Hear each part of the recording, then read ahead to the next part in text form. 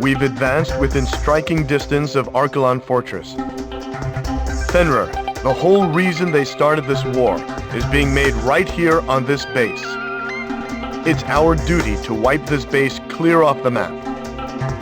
The HPM has been transported to Archelon Fortress from Cobalt Cave, and it appears it has already been fitted to Fenrir. The weapon works by emitting microwaves from both Fenrir and Archelon Fortress to create an overlapping field effect, detonating all fuel caught in between. Fly too slow for too long, and you'll be tracked by the targeting system. If you don't escape quickly, your fuel tank will explode. Thankfully, the targeting system has been impaired by the destruction of the satellite targeting facility at Cobalt Cave. Even with the targeting system impaired, the HPM still poses a threat. Be careful. We've also received intel that the Archelon Fortress is equipped with the same type of shock cannon employed on the Gleipnir. Sir, we've succeeded in freeing Aurelia. The war should have already been over for us. But someone has to put an end to this. Just make sure you come back alive.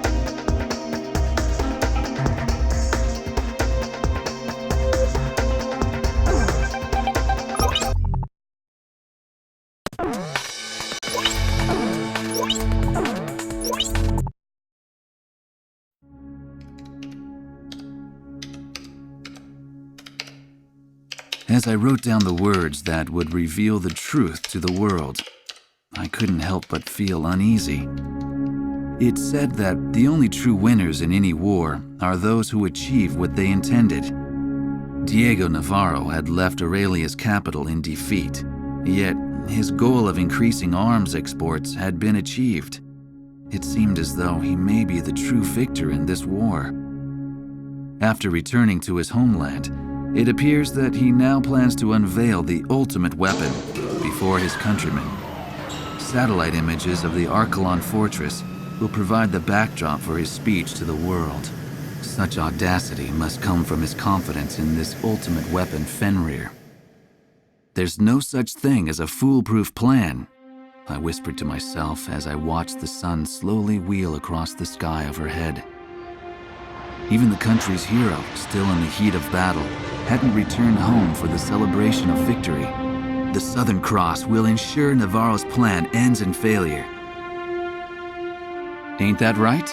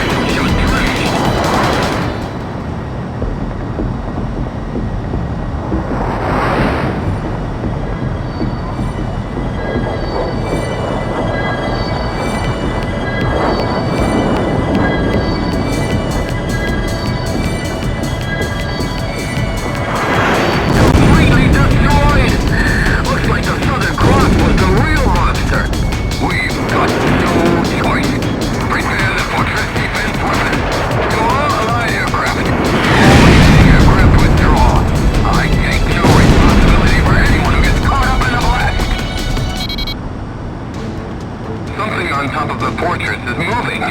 That's the same shock cannon that was on the airborne fortress. We can't allow Lasath to remain in possession of that kind of weapon. Do what it takes to destroy the shock cannon. Shock cannon firing preparations complete. Aquila 3, lower your altitude.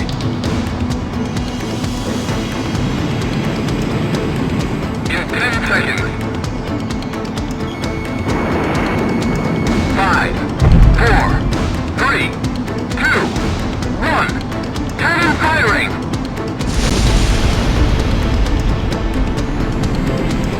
Aquila 3's been hit! Damn it, we've lost him! Destroy the shock cannon!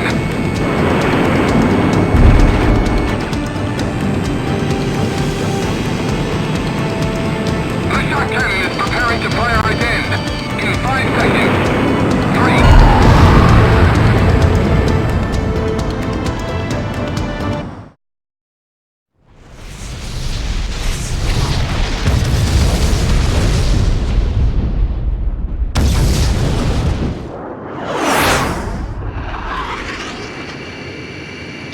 has really been destroyed! He was able to fly his way through those shockwaves. Incredible! You've done it, Grievous 1! I knew our ace could do it. That's the Southern Cross for you. It certainly is. He's Aurelia's hero after all. Crux to Grievous 1. That was a little too risky, sir. It made me nervous just watching you. It wouldn't feel like a victory if you weren't there to celebrate it with us, sir. When you think about it, you can't help but feel sorry for Lasath's soldiers. They were nothing but pawns in Navarro's sick game. Well, it's finally over, isn't it? Let's head home. To Aurelia.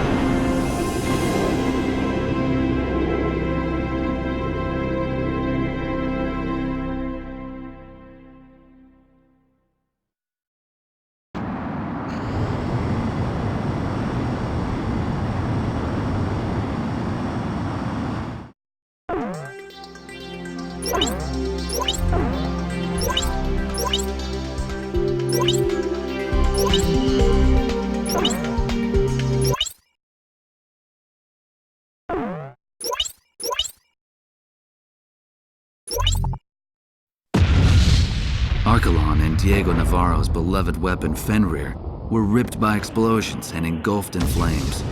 While these images flashed on the screen, the eyes of the press watched as the enraged citizens of Lasath stormed in on commanding officer Diego Navarro.